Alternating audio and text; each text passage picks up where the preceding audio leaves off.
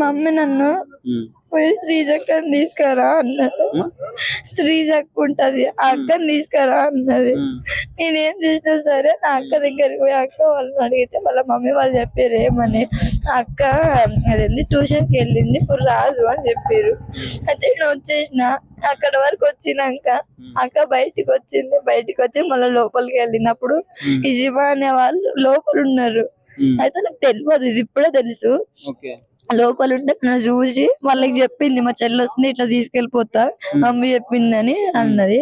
ఆ నుంచి అటు తీసుకుపోయింది. తీసుకుపోయినాక వాళ్ళు కొట్టిరని తెలిసినాక అప్పుడు ఇంటి పట్టుకొని వచ్చింది. అంటే ఇట్లా డోర్ల దగ్గరికి వేసి వాళ్ళు వెళ్ళిపోయారు కొట్టి, చనిపోయింది అనుకొని.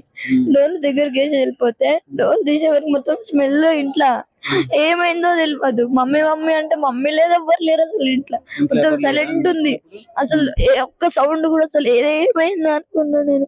మమ్మీని చూసే వరకు పడిపోయి ఉంది. మమ్మీ శారీ లేదు, అంటే ఓన్లీ అంటే ఇట్లా కొంగు తీసేసి ఉంది.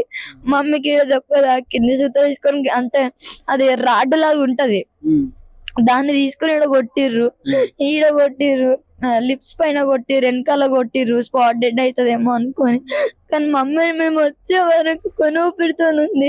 ఇప్పటికి మమ్మీ బతుకుతుండే. వాళ్ళు వచ్చి ఏం చేసిరంటే మమ్మీ మా అక్క ఏం చేసింది, ఇట్లా మా మమ్మీ ఇంకా చనిపోలేదు వచ్చి చంపేసి చెప్పింది వాళ్ళకి. మళ్ళీ ముందే చెప్పింది ఈ మాట.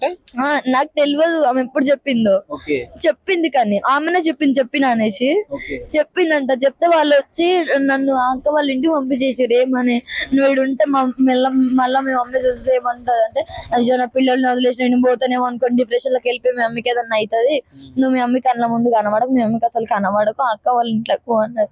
నేను నమ్మి వెళ్ళిన వరకు మమ్మీని చంపేసారు.